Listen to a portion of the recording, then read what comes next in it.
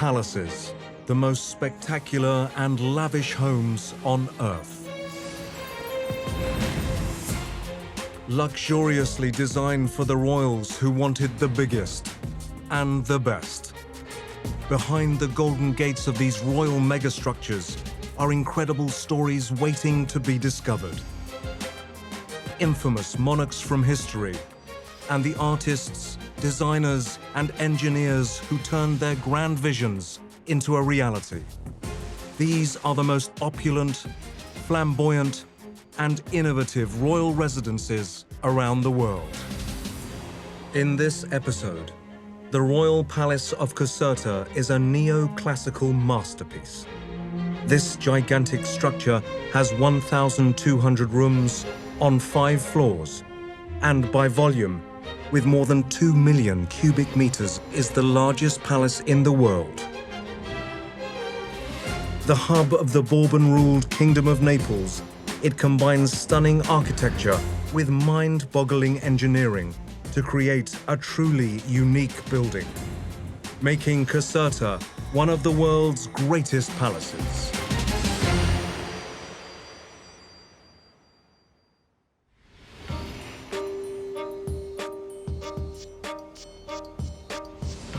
Lying 30 kilometers from Naples in southern Italy, the Royal Palace of Caserta was built in 1752 for King Charles VII. But by the early 1860s, the Kingdom of Naples was no more. Despite the short amount of time this spectacular palace existed as a royal residence, it is famous for the engineering feats and revolutionary politics that were the lifeblood of the kingdom.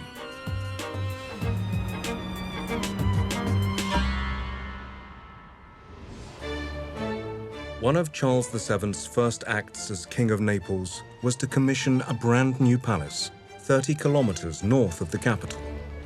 Charles VII chose Caserta. It's actually, when you go now there, it seems rather a little bit in the middle of nowhere comparatively, because there were always revolts in Naples. He wanted it away from Naples because otherwise I think he feared that there'd be constantly people bashing on the windows saying, "Down with you."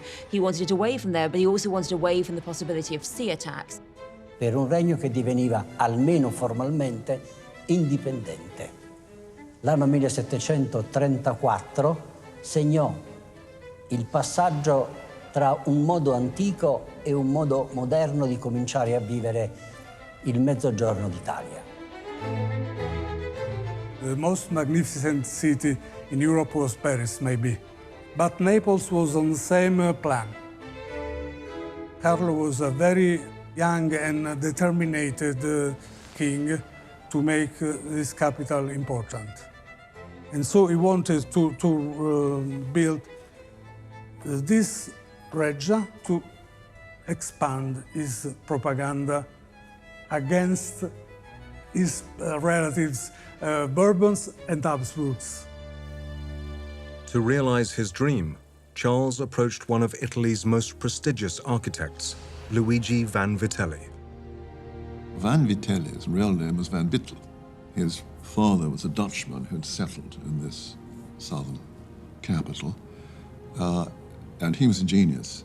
And his job, he was told by the king, you've got to make it bigger than Versailles. So it was bigger than Versailles.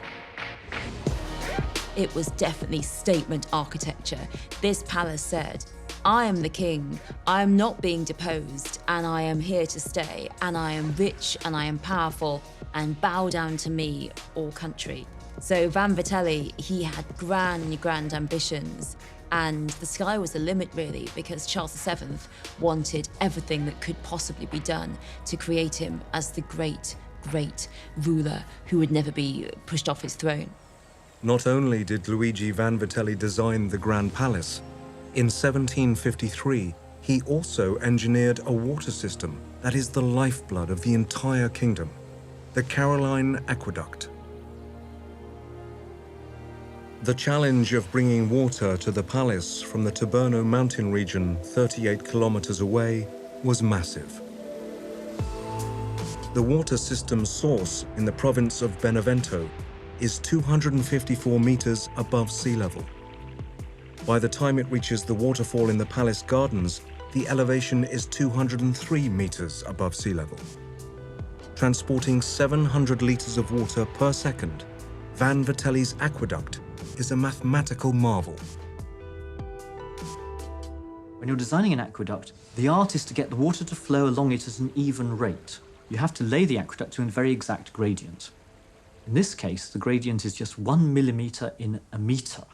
And there are many things that are very difficult to do, but measuring 1 millimeter in a meter with the type of instruments you had in the 18th century was not easy. And to consistently lay the aqueduct over this huge distance at that kind of gradient would have been extremely difficult. If you think about it, the best way to allow water to transport over long distances is just to allow gravity to do its thing.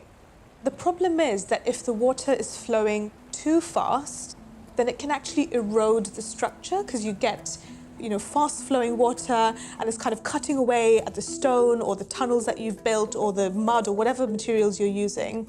But on the flip side, if it's not flowing fast enough, then bacteria and other nasty stuff can start growing in it and actually contaminate the water. So there's some kind of happy medium ground that the engineers would have had to figure out over a vast distance, and that to me is some really impressive engineering. The majority of the Caroline Aqueduct is underground, hidden amongst the mountainous terrain.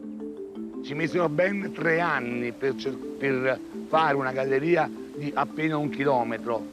E si racconta questo incontro, incontro da queste 2 squadre di operai che praticamente riescono a rompere l'ultimo diaframma di roccia con Vanvitelli da un lato presente e altri suoi collaboratori, architetto Collecini, dall'altro.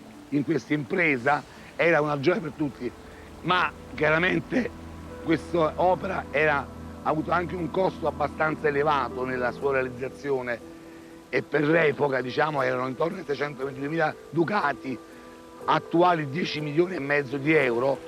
It took nearly a decade to complete the epic project, opening on the 7th of May 1762.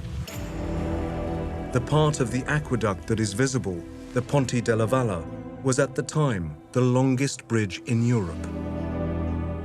Furono iniziati i lavori nel 753.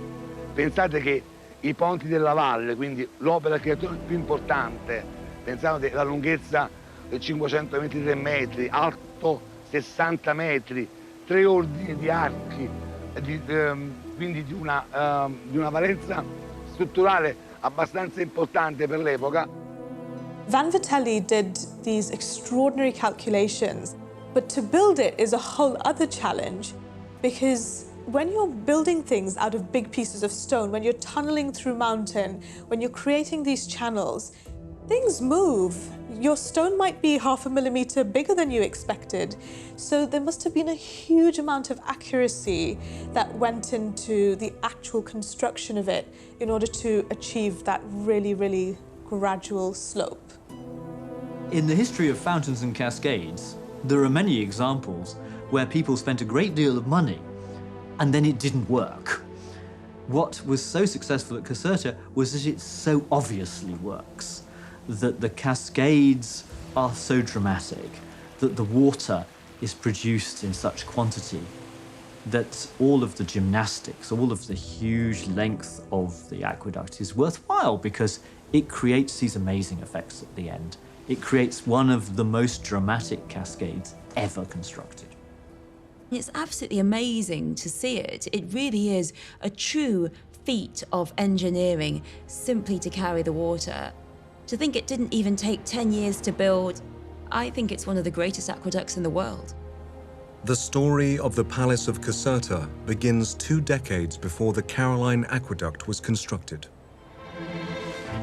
During the War of Polish Succession in 1734, the Kingdom of Naples was acquired by the Spanish House of the Bourbon dynasty.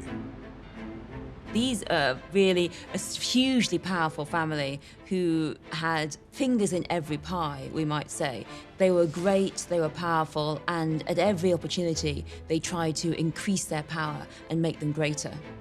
The Bourbons had so far ruled France, and so then they ruled Spain. Philip V of Spain had a very ambitious wife, Elizabeth Farnese. So, by dint of a lot of intrigue, she managed to dictate foreign policy, and the Spanish army conquered southern Italy, which is Naples and Sicily, known as the Two Sicilies.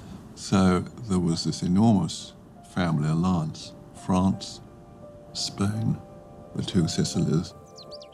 The new Bourbon kingdom was gifted to the royal couple's 18-year-old son, the Duke of Parma, who subsequently became King Charles VII of Naples in 1735. But the new king was far from impressed with his new home. Le condizioni in cui Carlo di Borbone trovò il regno erano miserevoli.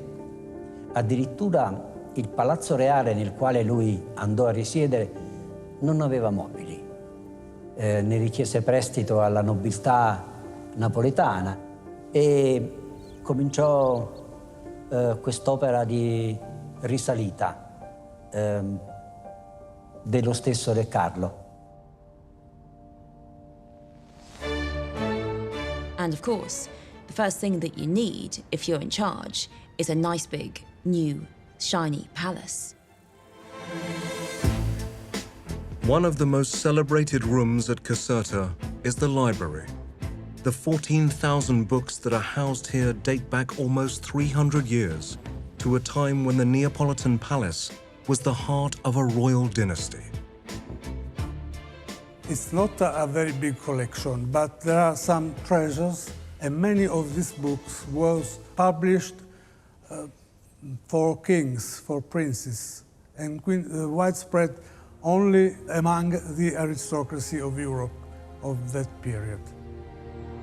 Among the artifacts are drawings of architect Luigi Vanvitelli's ambitious project, which would eventually become the Royal Palace of Caserta.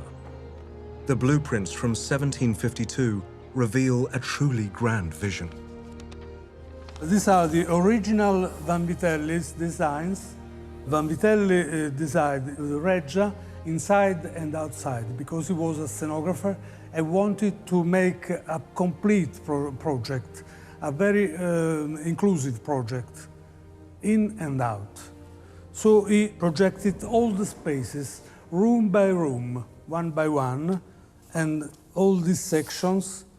Probably he had some assistance because the work was impossible to be done by only one person.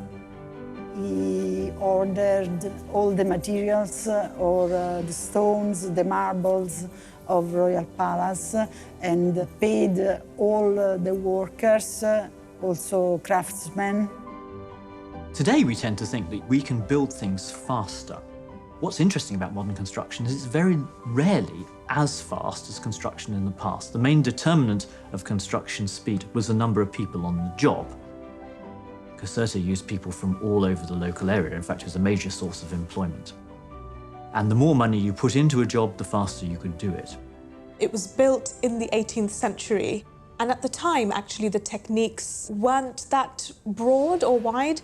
So big buildings of that scale tended to be built from stone, from masonry, from brick. So you can see with the Palace of Caserta that it's a big, imposing, large, heavy sort of structure, which is typical of what you would get if you build out of masonry. Like many buildings of this period, what you see is not necessarily the material underneath. What may look like stone is very often just brick behind. What may look like marble is very often painted or polished plaster. This is the world of effect, of great spaces created with as little cost as you can, because you can afford more of it. And Caserta is all about more. The rectangular palace measures 247 by 184 meters and encloses 4 inner courts. Its 5 floors cover 47,000 square meters each, and by volume, Caserta is the largest palace in the world, with more than 2 million cubic meters of space. The techniques that we would have seen in the 18th century would actually not have been that different to some of the techniques we were seeing in the Egyptian civilization and the Roman civilization, because the premise was the same, that you're taking units of a material, whether that's brick or stone, and then you're binding them together in some way. So the binding could have been through types of glue, which are mortars, so they're mixes of lime powder, different kinds of resins that basically form the glue that allowed you to stick these big blocks of masonry together. So foundations becomes a challenge because you've got all this weight, you've got all this stone, and making sure that the structures are not sinking down into the ground.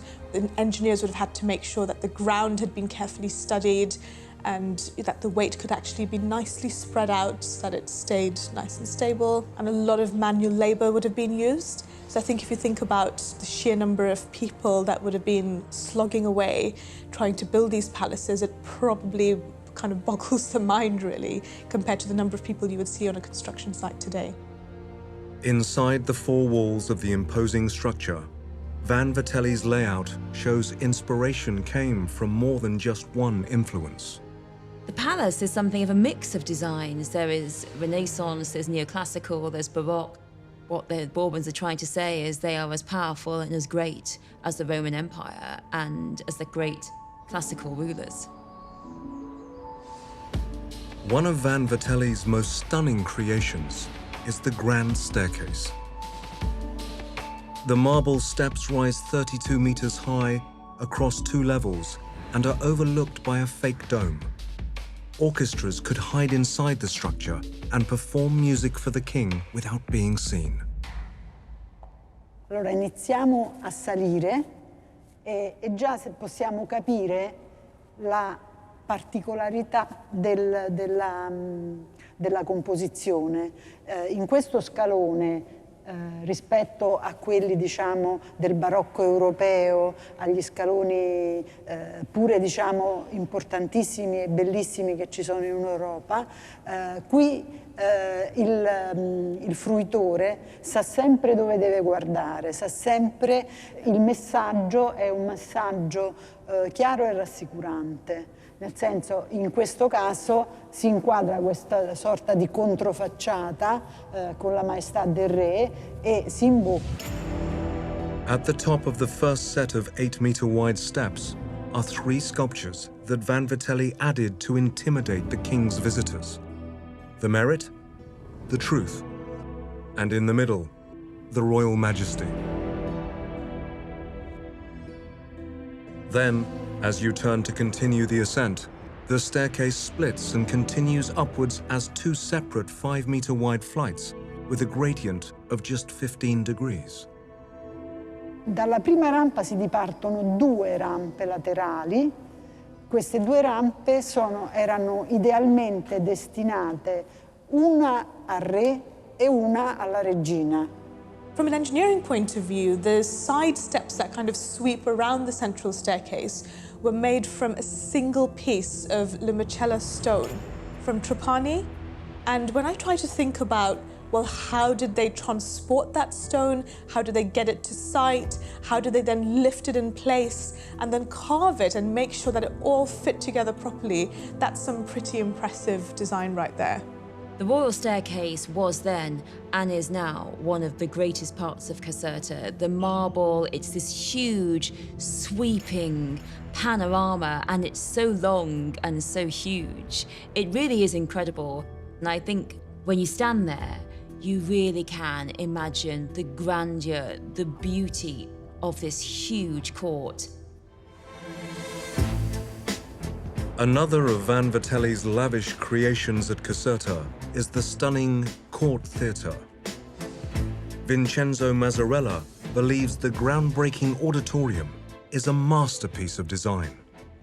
Il teatro di corte è stato voluto da Carlo III, progettato da Luigi Vanvitelli, ma la prima progettazione Vanvitelli aveva ideato e pensato il teatro fuori dalla muratura del palazzo. Successivamente, invece, Carlo III desidera il teatro all'interno del corpo del palazzo. Anche perché il teatro esterno, diciamo, alla muratura del palazzo aveva anche una funzione civile. Il re disse: no, ho bisogno di un teatro di corte, per la mia famiglia. Quindi Vanvitelli rivede la progettazione e pensa e costruisce il teatro all'interno del braccio occidentale della reggia. And there was a passageway from the royal palace so that the king could attend the performances. The first problem that any architect faced with a theatre to design has to tackle is lines of sight. How do you design a theatre so that everybody in every seat can see the stage? And thus you have to do a drawing where you lay out lines from every point in the stage back to the seats. This produces the great arch, the arcing, semicircular shape of a theatre. Integrating the theatre into the palace itself proved tricky for the architect. Quando progetta il teatro di corte, Vanvitelli ha una difficoltà strutturale, perché in questo braccio si trovano due vuoti, il teatro di corte e sopra la cappella palatina. Quindi strutturalmente e a livello ingegneristico, come sostenere questi vuoti, queste spinte importanti delle calotte con il raddoppio della muratura. Noi abbiamo quei pilastri che da sotto le fondazioni arrivano fin sopra la cappella palatina quando diventano uno stretto corridoio, ma servono a sostenere le spinte della calotta, della volta. Adesso vi faccio un regalo, un luogo suggestivo e nascosto che non vede mai nessuno. Seguitemi.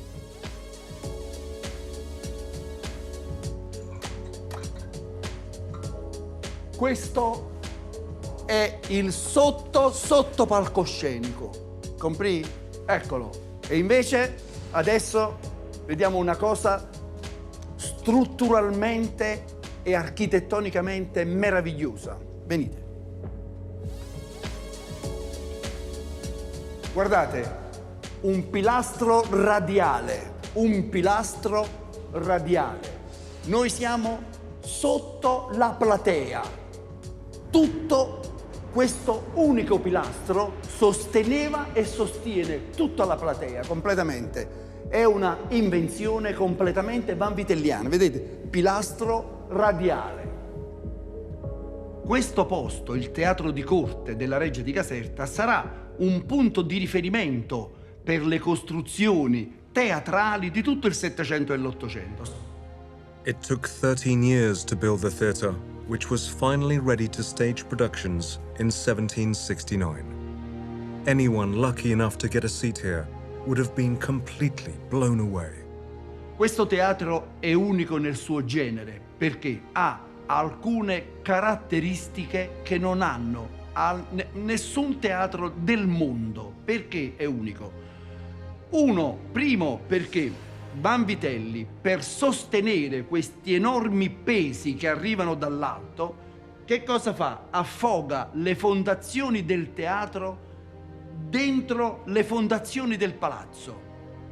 The first floor balcony actually sits at ground level. The stalls are 5 meters below, deep in the foundations of the palace, which gives the theatre extra structural strength. Vanvitelli also had another trick up his sleeve. One unique feature of this theatre, which I think is quite fun really, is that they had an openable backdrop. And this was designed by having a detachable portal.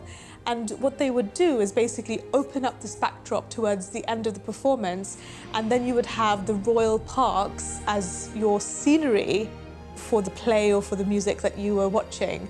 And that must have been a really, really special thing to witness. The court theatre is one of my favourite parts of Caserta. It's really very well preserved. It's so beautiful. It's just very ornate, very elegant, and it is the ultimate extravagance. You've got your own theatre. You don't even have to go out. Everyone comes to you. And the idea of just being able to pop into your palace, into a theatre, is marvelous. Some of the performances were so realistic that the audience weren't even sure if the drama unfolding on stage was part of the production. Per uno spettacolo che è intitolato La Didone abbandonata, gli scenografi costruiscono le mura di Cartagine da qui fino ad andare nel parco. A un certo punto lo spettacolo prevede l'incendio delle mura di Cartagine e gli scenografi le incendiano veramente, si incendiano veramente, gli spettatori scappano per la paura, gli attori sono costretti a riprenderli e a riportarli dentro lo spettacolo. The Royal Court Theatre proved to be architect Luigi Vanvitelli's last hurrah. Il teatro di corte della Reggia di Caserta è l'unica costruzione ultimata completamente dall'architetto Vanvitelli. Vanvitelli, oltre a progettare tutto il complesso vanvitelliano, quindi ad avere tutta l'idea, veramente realizza solo ed esclusivamente il teatro di corte, riesce a vedere ultimato solo il teatro di corte. Luigi Vanvitelli died in 1773, but his designs continued to be realized in and around the palace.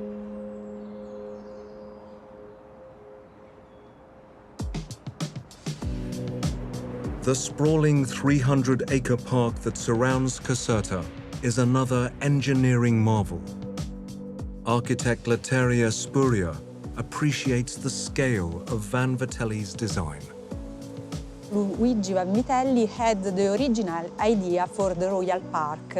He had been appointed by the King Charles to plan a new magnificent royal palace and a huge park to compete with the other European royal residents and to have an alternative place to the capital that was in Naples. Part of Vanvitelli's elaborate design included an impressive optical illusion. The purpose of the telescope effect that you can see from the central gallery of the palace is to include in one single frame all the elements that are along the central axis of the park. It's an optical effect that is based on a perspective, so the distance from the palace to the waterfall seems shorter than it really is. And what is particularly dramatic about the garden is the way it's laid out in a perspectival fashion. That is, it's a very long garden and it's symmetrical straight in front of you. And thus you have no way of judging how long it is. And what's more, it's on a slope. So one's eye assumes that it is flat, but it is, of course, sloping up with great cascades coming down it. So you have this unnerving feeling of not knowing how far away anything is. The eye is dragged from the back of the palace. You look up the garden, and there's this couple of kilometers away, this wonderful fountain, and the stream coming down towards you. And it really was staggering. I personally think that what's really impressive about that is, again, the setting out of it. How did you actually make it perfectly flat? How did you get it to be perfectly straight to ensure that that visual effect and that perspective ended up so incredibly impressive? Despite commissioning both the Caroline Aqueduct and the Palace of Caserta itself, Charles VII never actually spent a night there. In August 1759, after serving as King of Naples for 25 years, he headed back to Spain. Charles VII commissioned the palace, was in love with the palace, dreamt of the palace, but he never actually lived there because he abdicated the throne of Naples and Sicily to go and be Charles III of Spain. And so instead, the throne of Naples and Sicily came to his son, Ferdinand, and he took over the palace. In 1767, at the age of 16, Ferdinand took full control of the kingdom. The following year, he married Maria Carolina of Austria, combining two of Europe's royal powerhouses, the Bourbons and the Habsburgs. Well, they always said that he was only interested in hunting and practical jokes. He was, in fact, much brighter than people realize. But he married a really tough lady who was Marie Antoinette's sister, Maria Carolina, who ran the show for a long time.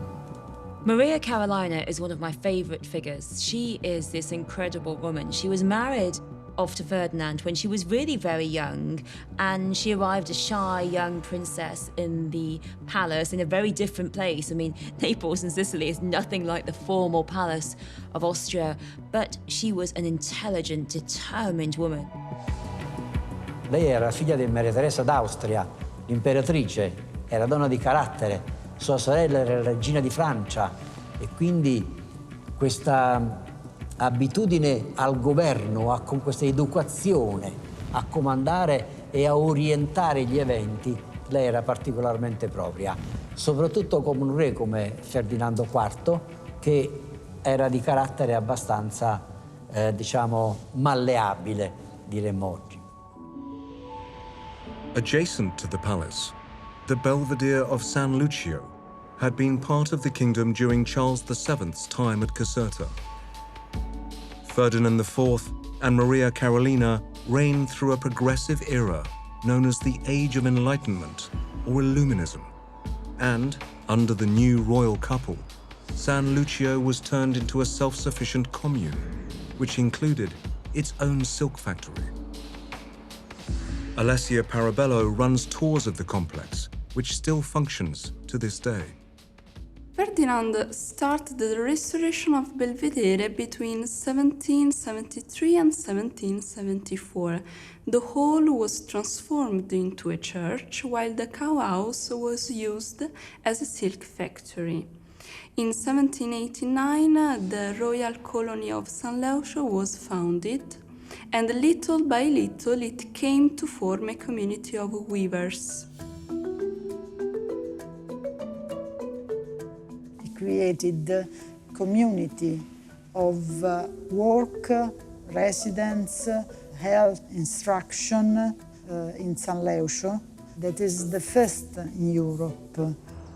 Ferdinand extended the grounds of Caserta to incorporate San Leucio. Since he arrived here, Ferdinand IV hired an architect, Francesco Collecini, pupil of Luigi Vanvitelli, and asked him to enclose the entire property with a wall and enlarge the palace. In a short time, this place became the favorite site of the king. This is the only example in which a factory was located inside the royal palace. The workers at San Leucio provided for the palace, and in return, the king and queen provided them with a place to live. All workers were assured a house, equal rights, equal clothes for all. The earnings were proportional to merit. Everybody had the right to go to school from the age of 6. It was compulsory. And after that, the guys could learn the art of silk. Ferdinand IV secured funeral and medical expenses to all. The San Leucio factory is a fascinating and really very early example of a form of socialism, really, because this was the factory where all the materials were made for the palace, silk, furniture, all kinds of things that they needed. So it really was the beginning of the idea that you could give workers homes, you could give workers a place to live, and job security as well, which you start seeing in the 19th century. These throwing machines were activated by an hydraulic wheel that is under this floor,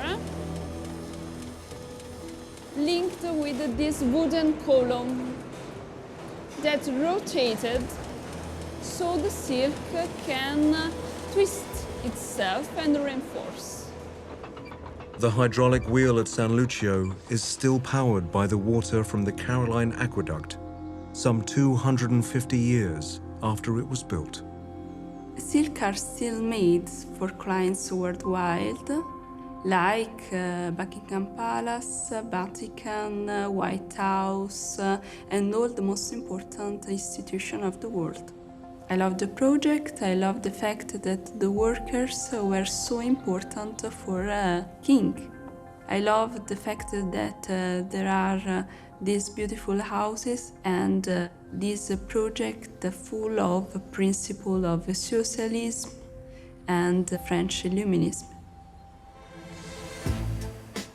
King Ferdinand IV's wife, Maria Carolina, came from a powerful family, the Habsburgs. Her mother, Empress Maria Theresa, ruled Austria for 40 years, and her sister, Marie Antoinette, was the Queen of France. Maria Carolina was a chip off the old block. She was a great matriarch, had huge amounts of children. She was a great politician. She believed that you, as an empress or a queen, you're not just a consort, you are there to help rule. The whole idea that women were simply meant to listen and obey their husband, she had no time for that. Maria Carolina, she knew she was more intelligent, more political, more savvy, more sharp than her husband. One of Maria Carolina's greatest additions to Caserta is the English-style garden. Created in 1785 by Carlo Vanvitelli and English gardener John Andrew Grafer, Maria Carolina's inspiration behind it was born out of competition with her sister. Il giardino inglese si ispirava in parte al Petit Trianon che la regina di Francia, Maria Antonietta, aveva fatto realizzare come suo luogo di delizia a Versailles. Maria Antonietta era la sorella di Maria Carolina e quindi la regina di Napoli decide di investire parte del suo patrimonio personale per realizzare un giardino informale o di paesaggio romantico, come si diceva, per competere col Petit Trianon e per avere essa stessa quindi un luogo di delizie. Un luogo di piacere. The garden was a means of escape for Maria Carolina, whose marriage to Ferdinand was not a happy one. Despite this, she had 18 children with her husband, 7 of which survived to adulthood. When she gave birth to her first son, Carlo, in 1775, Maria Carolina became even more powerful. When she'd had a son, that meant that she was allowed to be on the council, and pretty much she began to rule the court. Ferdinand was a man who was not the greatest of intellects. He loved dancing and he loved hunting. So his life was all about hunting. So quite a lot of his business was done while he was hunting, but she did an awful lot of the business without him. She was a key figure in the court. Patronage went through her. E chiaramente il suo ruolo politico le consentì di allontanare il marito e la corona dalla Spagna e di avvicinarsi invece all'Inghilterra e all'Austria. Austria che era la sua patria e Inghilterra che era uno stato alleato a cui Maria Carolina si sentiva profondamente legata, grazie anche all'amicizia con Lord Hamilton. She was vital to all the political systems, all the ambassadors. They made very good friends with her. One example is Emma Hamilton, the mistress of Lord Nelson, who became best friends with Maria Carolina when she was married to Sir William Hamilton, the ambassador, because William Hamilton encouraged that, because he knew that the route to power in Naples, the route to influence in Naples, was not through the king, but through the queen. But all power is fleeting. In France, revolution was in the air, and the ire of the angry mobs was focused directly at Maria Carolina's sister, Marie Antoinette. The hardest thing of Maria Carolina's life was to read, was to see, was to hear about what was going on in France with her sister and be powerless to help. There was so little she could do to help. What could she do? Send in an army to rescue her sister? And it was very painful for her. And Emma Hamilton, the mistress of Nelson, the wife of Sir William Hamilton, the ambassador, she gained access to Maria Carolina first up because she delivered a secret letter to her from Marie Antoinette. So Emma went to see Marie Antoinette when she was imprisoned, took a secret letter to Maria Carolina, and after this, Maria Carolina and Emma were best friends. They were never to be parted. After the fallout from the French Revolution, in which Marie Antoinette was beheaded in 1793, Napoleon Bonaparte swept his French army across Europe, starting a series of wars and creating chaos. At the turn of the 19th century, he arrived in Naples. Napoleon invades, but the reason why Napoleon gets such a good welcome in Naples is because people have seen about the French Revolution and they are starting to rise up. They are rising up against being governed by the Bourbons. They are angry, they are Republican, and so Napoleon, curiously, because he was, one of the most dictatorial people you could imagine, creates this upswell of Republican sentiment who ally with him because they think, oh, well, if we follow Napoleon, if we help Napoleon, we'll get free and we won't be ruled anymore, we'll be able to be independent. So Napoleon is seen by an awful lot of ordinary people in Naples as their liberator from Bourbon tyranny. Protected by the British Royal Navy, Ferdinand and Maria Carolina fled the kingdom. And the Royal Navy evacuated the royal family to Sicily, where they sat out the war because the French couldn't cross the Straits of Messina without being blown out of the water. Maria Carolina fu costretta a fuggire in Sicilia, la prima nel 1799 durante la Repubblica Partenopea, la Repubblica Napoletana, quindi la rivoluzione, e la seconda con l'avvento del Regno francese, quindi tra il 1805 e il 1815. Dopo questo secondo esilio lei non tornò più a Napoli, andò in Austria e lì morì poi nel 1814. Maria Carolina had left a world that she no longer understood.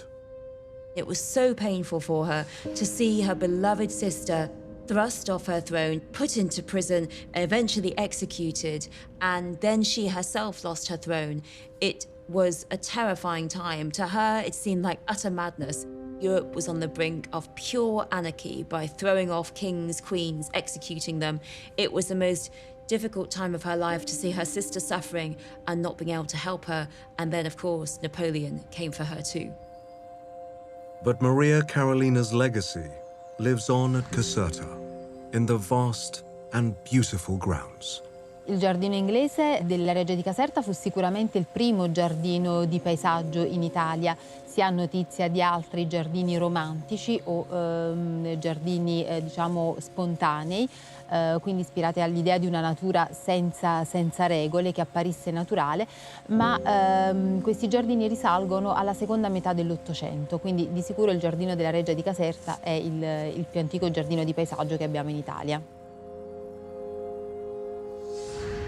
Although only 2 kings ever ruled at the royal palace of Caserta, it stands as one of the most incredible buildings in Europe and remains an engineering colossus with its own theatre and factory in the grounds.